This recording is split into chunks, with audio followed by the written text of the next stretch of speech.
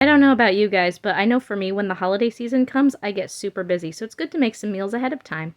We're going to prepare 2 bulk meals, one in the slow cooker and one on the stovetop. And don't wait to get started, just do it as soon as you roll out of bed, and maybe put your glasses on so you end the day with as many fingers as you started with. And technically we're making a bonus meal here because we're prepping some chicken strips for tomorrow's dinner. In the slow cooker, we're going to make some pulled chicken. This is great because you can freeze it and make a bunch of it at once. It's so simple, you just set it and forget it. You put the chicken in, you put the sauce on top, and you leave it low and slow for 6 hours. And then over in stovetop land, we had some leftover veggies, so we're just going to make a quick chili with this.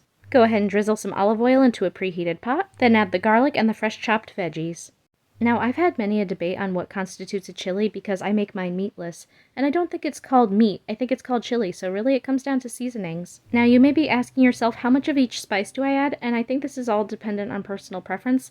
I can't handle a lot of spicy, but my partner can, so they can add some sauce afterwards, but we want to make sure that this isn't going to burn my mouth as soon as I bite into it.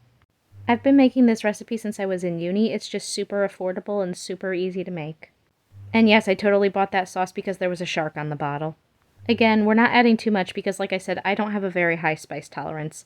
I'd say I have the spice tolerance of a child, but I've watched one eat Korean ramen and then I've heard another say ketchup is too spicy, so somewhere in between those two is where I fall. Now, once this looks and feels like magma, yes, I said feel, you didn't see it, but off camera it hit me in the wrist, we're going to add in our beans. Let's add some kidney and black beans to this one. We'll give it a stir and give it a minute, and then we're going to do our first taste to see what it needs adjusting on.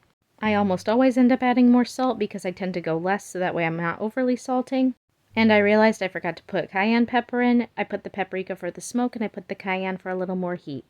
Now I don't always add this in, but I had some leftover parsley in the fridge so I didn't want it to go to waste, so we're just going to throw that in the chili as well because why not? And then when you're ready to eat your chili, you're just going to put it in a bowl, top with some cheese and sour cream, and enjoy it.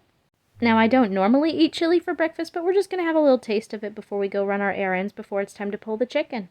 And through editing magic, we're back and ready to pull on that chicken. At this point, this has been sitting for 6 hours, so it's time to turn it on to keep warm, and we're going to pull out one breast at a time and use a fork to separate it. And it breaks apart super easy, so this won't take you very long at all.